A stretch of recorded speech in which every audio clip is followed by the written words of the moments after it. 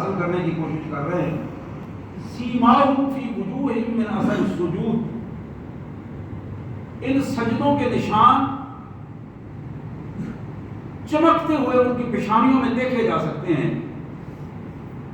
ذالک مثلہم فی التوراۃ ومثلہم فی الانجیل، یہی وہ عظیم لوگ ہیں، کائنات کے مالک نے ان کی مثالیں تورات میں بھی بیان کی ہیں اور انجیل میں بھی بیان کی ہیں. اور ان کی مثال اس کھیتی کی مثال ہے جو بیج سے نکلنے والی وہ نرم و نازک کونپل فَآزَرَهُ فَاسْتَغْلَظَ فَاسْتَوَىٰ عَلَىٰ سُوقِهِ، وہ کونپل جب بیج سے نکل کر پھوٹتی ہے اور پھر وہ اپنے تنے پہ کھڑی ہو جاتی ہے اور پھر ایک وقت آتا ہے کہ وہ لہلاتی ہوئی فصل بنتی ہے. يُعْجِبُ الزُّرَّاعَ لِيَغِيظَ بِهِمُ الْكُفَّارَ، اسے دیکھ کر اس فصل کو بونے والا کسان خوشی سے باغ ہو جاتا ہے، لیکن ناشکرے لوگ، کفر کرنے والے لوگ، دلوں میں بغض رکھنے والے لوگ اس سے بڑے پریشان اور اذیت میں ہوتے ہیں. حقیقت یہ ہے اللہ نے اپنے ایمان والے بندے جنہوں نے نیک اعمال کیے ہیں، اپنے آپ کو سنوارا ہے، ان سے یہ وعدہ کیا ہے ان کو معافیاں بھی عطا فرمائے گا اور اجر عظیم سے سرفراز فرمائے گا. سبحان اللہ وبحمدہ، سبحان اللہ العظیم وبحمدہ، نستغفر اللہ یا ارحم الراحمین یا ذا الجلال والاکرام. سبحان اللہ وبحمدہ عدد خلقہ ورضا نفسہ وزنۃ عرشہ ومداد کلماتہ، وصلی اللہ علی النبی وعلی آلہ واصحابہ وبارک وسلم. حضرات، یہ 26ویں پارے میں سورہ فتح کی آخری 2 آیات جن کی تلاوت اور مفہوم میں نے آپ کے سامنے رکھا. آج رجب المرجب کی 12 تاریخ ہے اور یہ ماہ مبارک اپنے اندر بہت ساری خصوصیات رکھتا. مجموعی طور پر یہ وہ ماہ مبارک ہے جس میں نبی محترم صلی اللہ علیہ وسلم کو معراج بھی کروائی گئی، اور اس ماہ مبارک کے آتے ہی میرے آقا صلی اللہ علیہ وسلم کی زبان مبارک پر اکثر دعائیں ہوتی تھیں، یا اللہ بلغنا بالرمضان، ہمیں رمضان تک پہنچانا. یہاں رجب سے آپ تیاری فرماتے تھے اور پھر شعبان کو آپ نے اپنا مہینہ قرار دیا، شعبان المعظم کو اپنا مہینہ قرار دیا. اور حدیث میں آتا ہے کہ رجب میں عمومی طور پر تیاری کرتے ہوئے جب شعبان آتا تو رسول اللہ صلی اللہ علیہ وسلم کی تیاری بہت زیادہ سخاوت کے اعتبار سے، عبادت کے اعتبار سے، اللہ کی لوجہ اللہ، اللہ تبارک و تعالیٰ کی رضا کے حصول کے لیے اپنے آپ کو لگا دیتے تھے. اور شعبان کا مہینہ جب اس انداز میں گزرتا تو پھر آگے رمضان کے مہینے کو آپ نے اللہ کا مہمان قرار دیا اور اس مہینے میں تو اپنے آپ کو پورے طور پر اس انداز میں لگا دیا. حضرات، یہی رجب ہے جس کی 13 رجب المرجب کو ایک عظیم شخصیت کی ولادت ہوئی. صحابہ کرام میں ایک بڑا نام ہے اور بڑی اہمیت ہے، شخصیت کے اعتبار سے بھی، علمی اعتبار سے بھی، خاندان کے اعتبار سے بھی. اور یہ نام جناب علی بن ابی طالب رضی اللہ تعالیٰ عنہ، امیر المومنین جناب علی المرتضیٰ رضی اللہ عنہ کا نام ہے. جناب علی کرم اللہ وجہہ کی ولادت بذات خود ایک بہت بڑا ایک ایسا واقعہ ہے جسے تاریخ میں ایک نادر واقعہ کہا جاتا ہے.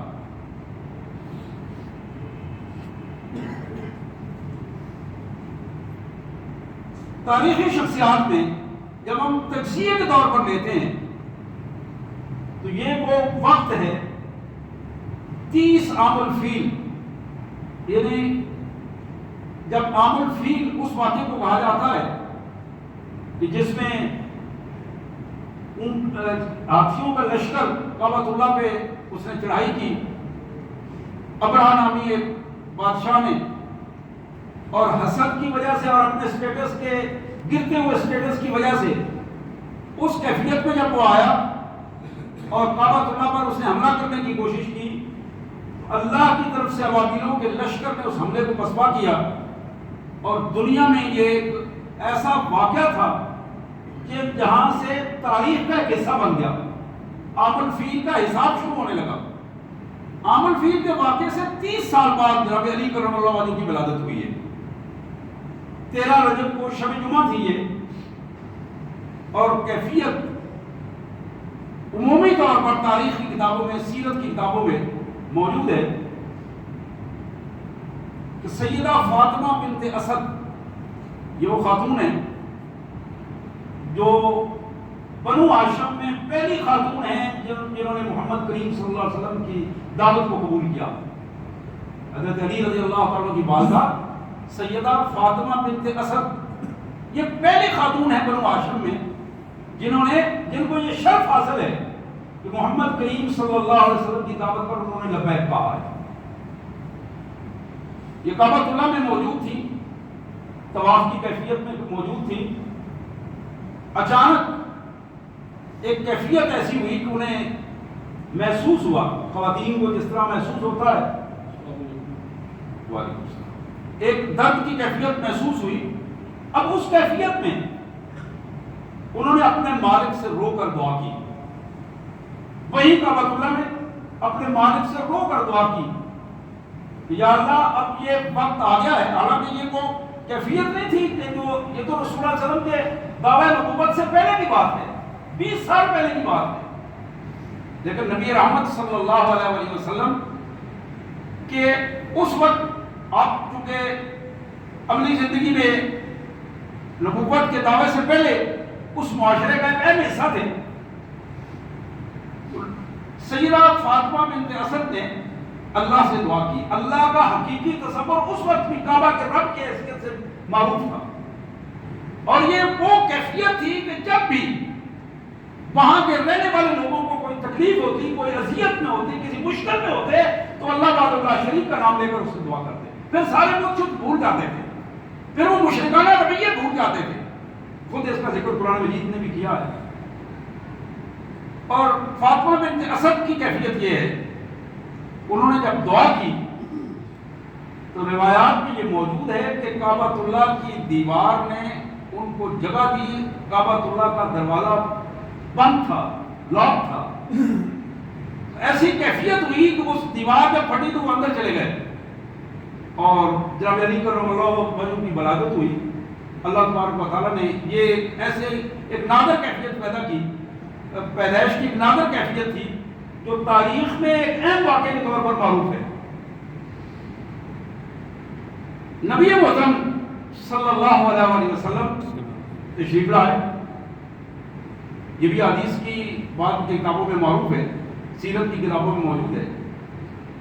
بیٹا پیدا ہوا لیکن بیٹے نے آنکھیں نہیں کھولی۔ بعض بچے دیر سے آنکھیں کھولتے ہیں، بعض بچے فوراً آنکھیں کھول دیتے ہیں۔ حضرت علی کی کیفیت یہ تھی کہ انہوں نے فوری طور پر آنکھیں نہیں کھولی، اپنی اسی کیفیت میں تھے۔ رسول اللہ صلی اللہ علیہ وسلم تشریف لائے، اور یہ بھی آپ کے ذہن میں رہنا چاہیے کہ رسول اللہ صلی اللہ علیہ وسلم اسی گھر کے فرد تھے۔ آپ سیدہ فاطمہ بنت اسد کو اپنی ماں کہتے تھے، انہوں نے پالا تھا بچپن میں، پرورش ابو طالب کے گھر میں ہوئی تھی۔ عبد المطلب کے فوت ہونے کے بعد عبد المطلب رسول اللہ محمد بن عبداللہ کا ہاتھ ابو طالب کے ہاتھ میں پکڑا کے گئے تھے، تم نے ان کی، میرے بعد تم اس کی پرورش کرو گے، تم اپنی جان سے زیادہ اس کی حفاظت کرو گے۔ تو چونکہ رسول اللہ صلی اللہ علیہ وسلم ہی اس گھر کے فرد تھے اور سیدہ فاطمہ کو اپنی ماں کا درجہ دیا کرتے تھے، تو آپ جب اندر گئے تو جناب علی کرم اللہ وجہہ کو اپنی گود میں اٹھایا، اس بچے کو اپنی گود میں اٹھایا۔ اور سیرت کی کتابوں میں معروف ہے کہ جو ہی رسول اللہ صلی اللہ علیہ وسلم کے ہاتھوں میں وہ بچہ آیا تو اس نے آنکھیں کھول دی، اور یہ شرف اللہ کی طرف سے بہت بڑا شرف ہے اس بچے کے لیے کہ جس نے کائنات میں سب سے پہلے محمد کریم صلی اللہ علیہ وسلم کا چہرہ دیکھا ہے۔ یعنی اس کائنات میں آتے ہی جس چہرے پر اس کی پہلی نظر پڑی ہے وہ چہرہ محمد کریم صلی اللہ علیہ وسلم کا چہرہ۔ اور یہ بھی ایک حقیقت ہے، اور یہ بھی تاریخ کے کتابوں میں موجود ہے کہ نبی صلی اللہ علیہ وسلم نے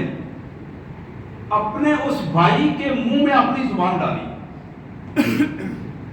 یعنی ایک ہے بھٹی کے طور پر چیز ڈالی جاتی ہے، ماں کا دودھ پلایا جاتا ہے، تو رسول اللہ صلی اللہ علیہ وسلم نے چونکہ اپنے ہاتھوں میں اٹھایا ہوا تھا، تو اسی کیفیت میں آپ کی زبان حضرت علی رضی اللہ تعالیٰ نے اسی اس کائنات میں آتے ہی وہ زبان چوسنے کا بھی یہ شرف حضرت علی رضی اللہ تعالیٰ کو ہوا ہے. اور پھر یہ بھی تاریخ کی کتابوں میں، سیرت کی کتابوں، حدیث کی کتابوں میں موجود ہے، سیاستہ میں موجود ہے کہ یہی خاتون جن کو رسول اللہ صلی اللہ علیہ وسلم اپنی والدہ کا درجہ دیتے تھے، سیدہ فاطمہ بنت اسد، جب یہ فوت ہوئی ہیں، ان کی جب وفات ہوئی تو نبی رحمت صلی اللہ علیہ وسلم نے اپنی قمیض انہیں عطا کی کفن کے لیے، اپنی ماں کے لیے اپنی قمیض دی. اور قبر جب تیار ہو گئی تو رسول اللہ صلی اللہ علیہ وسلم اس قبر میں خود لیٹے، اور حدیث میں ہے کہ وہاں دعائیں پڑھتے رہے، خود لیٹ کر دعائیں پڑھتے رہے. پھر اس کے بعد آپ نے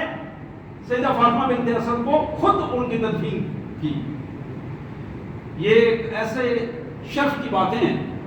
ایسی کیفیات ہیں جو ایک انسان کی زندگی کی اس اٹھان کی کیفیت کو اس کیفیت میں لاتی ہیں.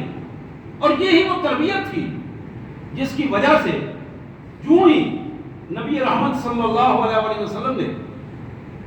سب سے پہلے آ کے اپنے گھر میں بات کی، اسلام کی بات کی، اللہ کی توحید کی بات کی، اپنی نبوت اور رسالت کی بات کی، جہاں خواتین میں سب سے پہلے ام المومنین سیدہ خدیجہ الکبریٰ سلام اللہ علیہا نے اس دعوت کو تسلیم کیا، وہاں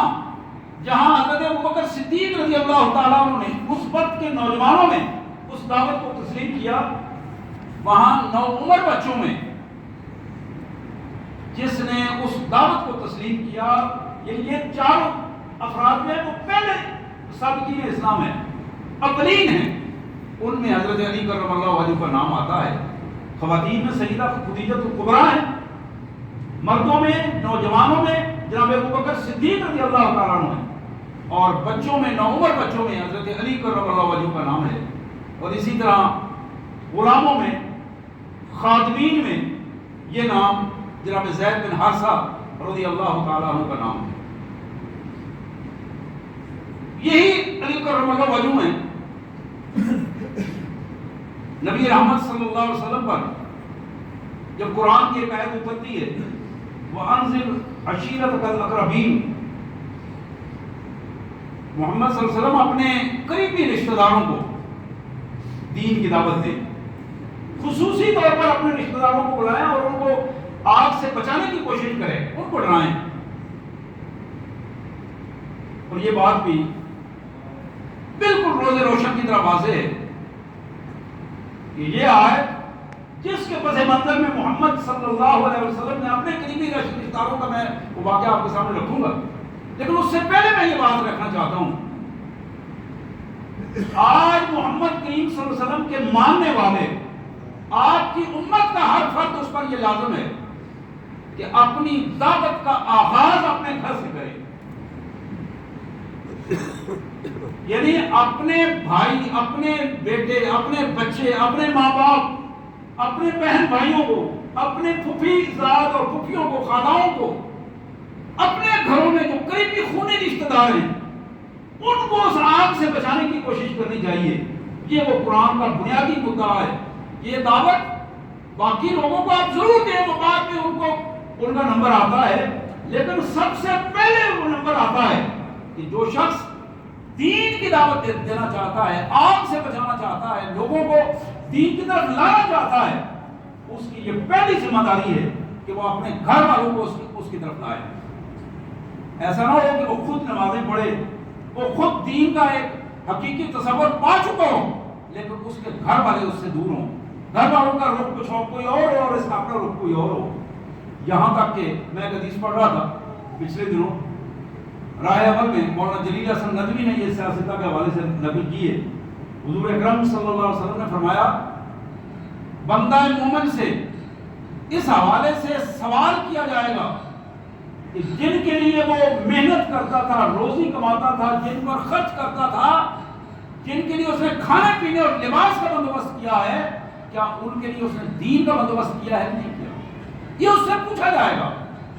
کہ تم نے ان کی روٹی کا فکر کیا، ان کے کپڑوں کا فکر کیا، ان کے خرچے کا فکر کیا، ان کے مکان کا فکر کیا، ان کی نوکریوں کا تم نے فکر کیا، ان کے کاروبار کا تم نے فکر کیا، تم یہ بتاؤ کہ ان کے دین کا بھی تم نے فکر کیا کہ نہیں کیا؟ اس حوالے سے تمہاری کیا کیفیت تھی؟ تو میں عرض کر رہا تھا کہ یہ آیت جب نازل ہوئی تو رسول اللہ صلی اللہ علیہ وسلم نے بنو ہاشم کے ان سرداروں کو، قریب ترین جو رشتہ دار تھے، ان اپنی جو قریبی برادری کا جو حصہ تھا، ان کو گھر دعوت دی، اور ذہن میں یہ تھا کہ میں ان کو دین کا مفہوم ان کے سامنے رکھوں گا، اللہ کی توحید اور اللہ کی حقیقت کا حقیقی تصور ان کے سامنے رکھوں گا، اور اپنی رسالت کی نمائندگی ان کے سامنے رکھوں گا۔ لوگ آئے، رشتہ دار آئے، اور ان کی تواضع کی گئی،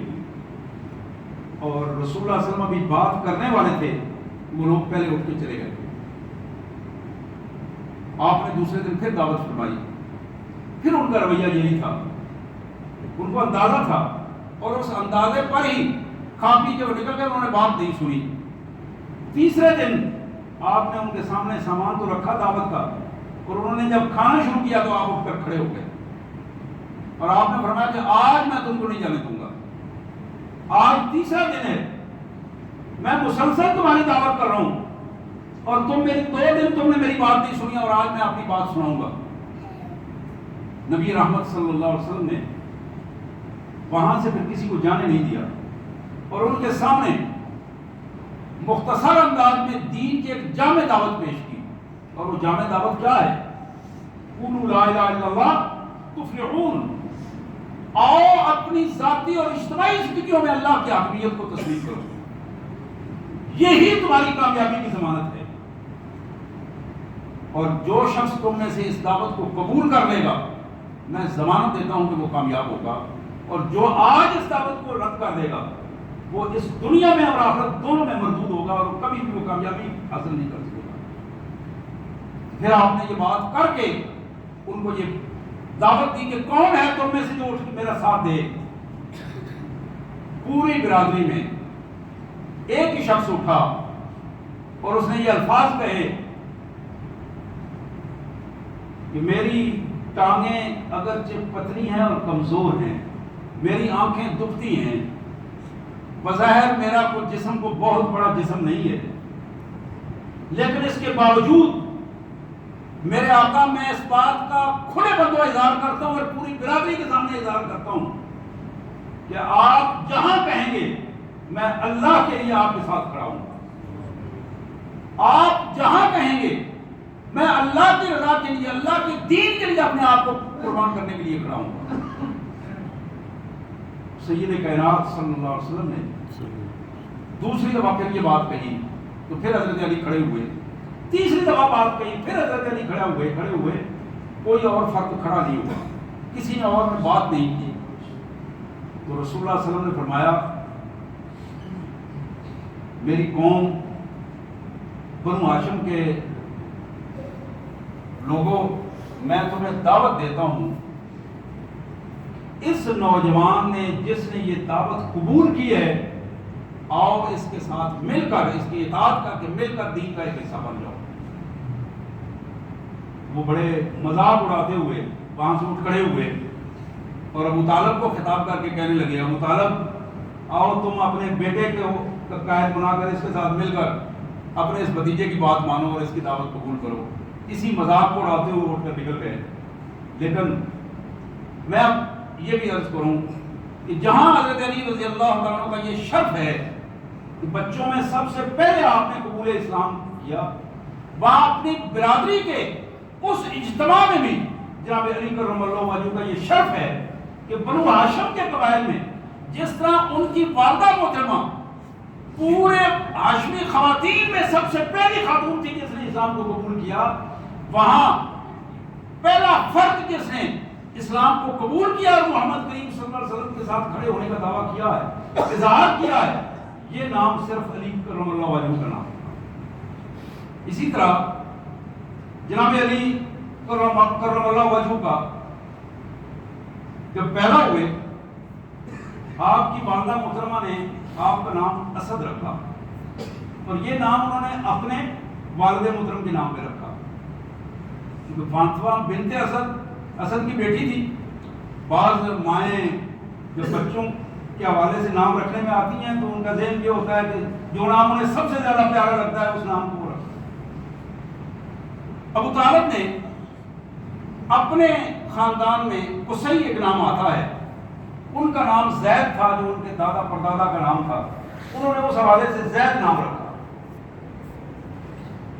اور یہ نام جو ابو طالب نے رکھا یہ نام غیر معروف ہو گیا. جو سیدہ فاطمہ نے رکھا وہ نام بھی کوئی زیادہ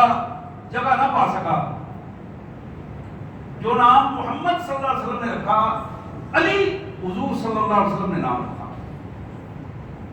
اور یہی نام معروف بھی ہوا. اور رسول اللہ صلی اللہ علیہ وسلم نے یہ وہ نام چن کے رکھا جو نام اللہ تبارک و تعالیٰ کے اسماء الحسنی میں سے یہ نام ہے. اور آپ کی جو القاب میں کنیت کے نام ہیں, ابو الحسن ہے, ابو تراب ہے, لیکن ایک نام جس کا آپ اکثر اظہار فرمایا کرتے تھے, ویسے تو ابو تراب نام پہ بھی بڑے خوشی کا اظہار کیا کرتے تھے. اس واقعے کا بھی آپ کو اندازہ ہوگا کہ جناب علی کرم اللہ وجہہ ایک دن کسی بات پہ اپنے گھر سے رنجیدہ خاطر ہو کر نکلے تو باہر جا کے لیٹ گئے. غالباً مسجد نبوی تھی یا کوئی اور مقام تھا, غالباً اور باہر ہی تھی کوئی جگہ, خالی زمین تھی, اس پر لیٹے ہوئے تھے. رسول اللہ صلی اللہ علیہ وسلم کو پتہ چلا تو آپ ڈھونڈتے ڈھونڈتے جب آپ کے پاس آئے تو آپ نے اپنے پاؤں پہ ٹھوکر لگائی اور کہا قم یا ابا تراب, مٹی سے محبت کرنے والے اٹھ جاؤ بھی. بعد میں ساری زندگی جناب علی کرم اللہ وجہہ اس کنیت کو یاد کر کے جس محبت سے محمد کریم صلی اللہ علیہ وسلم نے آپ کو اٹھایا تھا, اور یہ نام جو اس سے پہلے کسی کا معروف نام نہیں تھا, اس نام پہ جو حضور صلی اللہ علیہ وسلم کی محبت تھی اس پہ بڑا فخر کیا کرتے تھے کہ یہ الفاظ محمد کریم صلی اللہ علیہ وسلم نے میرے لیے چنے تھے, اور یہ جہاں میرا نام اٹھ کر رکھا ہوا نام میرے لیے عزت کا باعث ہے, وہاں ان کی دی ہوئی کنیت بھی میرے لیے بڑی عزت کی باعث ہے. اور ایک بڑا مشہور واقعہ اس حوالے سے بڑا اہم ہے. یہ چونکہ بچپن کا واقعہ ہے اور اسلام کے دعوت سے پہلے کی بات ہے, ان واقعات کی ساری تصدیق اس پہلے کی تاریخی کتابوں سے ہی ہوتی ہے. بچپن میں ہی جناب علی کرم اللہ وجہہ کی کیفیت یہ تھی, ایک دن جھولے میں لیٹے ہوئے ہیں اور والدہ کسی کام کو باہر گئی ہیں, تو اچانک جھولے میں سانپ آیا. اس سانپ کی کیفیت یہ تھی کہ جب وہ قریب آیا تو بچوں کی عموماً عادت ہوتی ہے تو ہاتھ سے پکڑنے کی چیز کوشش کرتے ہیں, اور یہ بات بھی آپ کے علم میں ہے کہ بچوں کی گرفت بڑی مضبوط ہوتی ہے. چھوٹے بچے کی, معصوم بچے کی گرفت جو ہے, جس چیز کو پکڑ لیتے ہیں بڑی گرفت کے ساتھ پکڑتے ہیں. تو جناب علی کرم اللہ وجہہ کے قریب جب سانپ آیا تو انہوں نے اس کو پکڑ لیا اور اس کے منہ سے اسی طرح پکڑ لیا, اور وہ گرفت اتنی مضبوط تھی کہ اس سانپ کی اپنی جو سری تھی وہ پھٹ گئی. اور اتفاق سے جب والدہ آئی اس نے جب دیکھا تو بے ساختہ منہ سے نکلا, واہ کمال ہے, میرا بیٹا تو حیدر ہے. حیدر اس شیر کو کہتے ہیں جو پلٹ پلٹ کر حملے کرنے والا ہو. تو وہ بے ساختہ منہ سے نکلا, اور یہی وہ لفظ ہے جو مرحب کے مقابلے میں اور عمر ابن اپنے ود کے مقابلے میں جب غزوہ خندق تھا اور اس نے مذاق کیا تھا حضرت علی کی طرف دیکھ کر کہ یہ بچہ مجھ سے مقابلہ کرے گا, یہ بچہ, اور اس کو کہا کہ میں جانتا ہوں تم ابو طالب کے بیٹے ہو اور اپنی جان کو مت کماؤ, چلے جاؤ. وہاں جو رجزیہ اشعار جناب علی کرم اللہ وجہہ نے پڑھے تھے, ان اشعار کا ایک لفظ یہ بھی تھا, سمیتنی امی حیدرہ,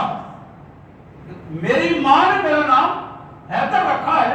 میں وہ ہوں جو شیر کی طرح پلٹ پلٹ کر حملے کرنے والا ہوں. تم اس بات کا فکر نہ کرو کہ میری جان ضائع ہوگی, تم اپنی جان کی فکر کرو کہ تمہاری کیفیت کیا ہوگی. اور پھر تاریخ نے اس کو اسی کیفیت میں ثابت بھی کیا. جناب علی رضی اللہ تعالیٰ عنہ کی کیفیات تاریخی حوالے سے حقیقت میں بڑی اہم اور اس حوالے سے اور زیادہ اہم بن جاتی ہے. بہت سارے واقعات نبی اکرم صلی اللہ علیہ وسلم نے مدینہ طیبہ میں جب ہجرت فرمائی، آپ کے علم میں ہے کہ ہجرت میں ایک بڑا اہم واقعہ جو ہوا اس کو واقعہ مواخات کہا جاتا ہے۔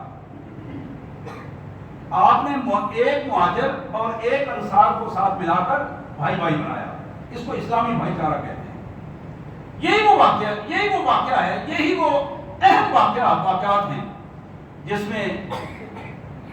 جناب عبد الرحمن بن عوف رضی اللہ تعالیٰ عنہ کے بھائی،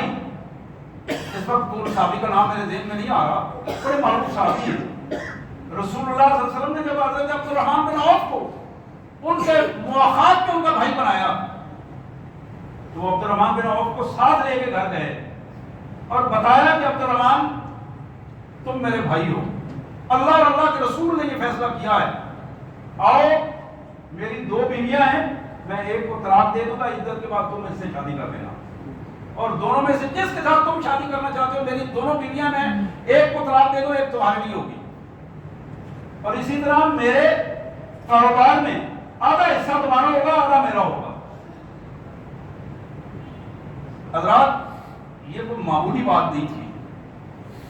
یہ واقعہ تاریخ میں آج بھی غیر مسلموں کی تاریخ میں بھی اس واقعے کو نمونے کے طور پر پیش کیا جاتا ہے۔ آج سگے بھائی، نسبی بھائی زمین کے چھوٹے چھوٹے ٹکڑوں سے لڑ کر نسل ختم ہو جاتے ہیں۔ آپ کے علم میں یہ باتیں، یہ ہمارے معاشرے کا حصہ ہے۔ کاروباروں میں اختلاف کے بعد چھوٹی چھوٹی چیزوں پر اختلاف ہوتے ہیں اور خاندانی لڑائی اور جھگڑے اور سلام دعا تک ختم ہو جاتی ہے، لیکن وہاں بالکل دوسری کیفیت ہے۔ اسلام کے نام پر نظریاتی بھائی بننے کے حوالے سے اپنی جائیداد بھی، اپنے رشتے بھی اس پر قربان کیے جا رہے ہیں۔ اور آپ کے علم میں یہ ہوگا کہ رسول اللہ صلی اللہ علیہ وسلم نے جب سب بنا دیے بھائی، سارے مہاجرین کو انصار کے ساتھ برادری میں اٹیچ کر دیا، تو آخر میں علی رضی اللہ عنہ کا ہاتھ پکڑا اور فرمایا کہ علی میرا بھائی ہوگا۔ علی مواخات میں محمد کا بھائی ہے، اور جس طرح ہر مہاجر اور انصاری مل کر ایک بھائی بنے ہیں، اسی طرح محمد اور علی دونوں کی مواخات ہے اور دونوں بھائی ہوں گے۔ اور یہ شرف کوئی کم شرف نہیں ہے جس کو ایک ایسی حقیقت کے طور پر پیش کیا جاتا ہے کہ محمد کریم صلی اللہ علیہ وسلم اور وہ الفاظ جو آپ نے ایک روایت میں خطبہ حجۃ الوداع کے بعد، ایک روایت میں غزوہ تبوک کے بعد، جب غدیر کے مقام پر اس تالاب یا کنویں پر جہاں چھوٹا موٹا جھگڑا ہو گیا تھا اور وہاں نبی رحمت صلی اللہ علیہ وسلم گئے، اور یہ مسلم شریف کی اور مستدرک حاکم کی حدیث ہے کہ نبی رحمت صلی اللہ علیہ وسلم نے وہاں چھوٹا سا خطبہ ارشاد فرمایا، اور اس خطبے میں آپ نے بڑی بنیادی سی بات فرمایا تم جانتے ہو کہ اللہ نے میری حیثیت مومنوں کے لیے ان کی جانوں سے عزیز قرار دی ہے۔ النبی اولا بالمومنین، نبی صلی اللہ علیہ وسلم مومنوں کی جانوں سے زیادہ ان کو عزیز ہیں۔ اور یہ خطبہ ارشاد فرماتے ہوئے آپ نے علی کرم اللہ وجہہ کا ہاتھ پکڑا،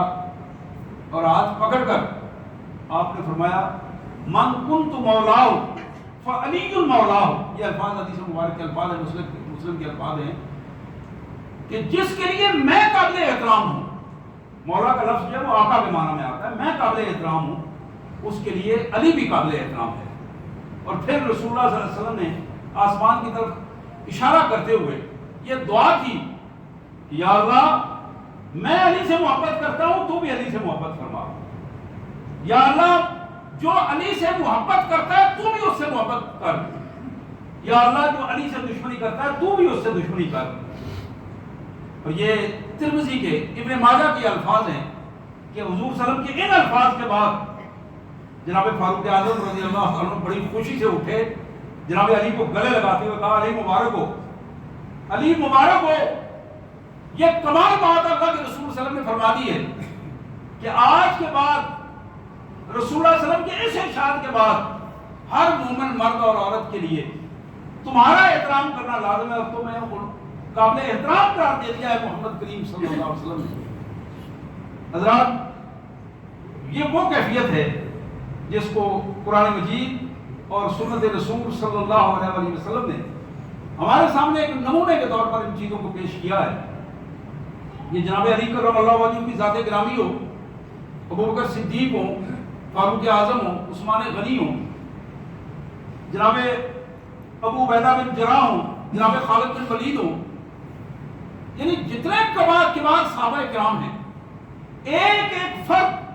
اپنی جگہ پر اس کی بڑی اہمیت ہے اور وہ روشنی کا مینار ہے. لیکن بالخصوص آج کے دن کے حوالے سے ہم بات کر رہے ہیں جناب علی المرتضیٰ رضی اللہ تعالی عنہ سلام اللہ علیہ.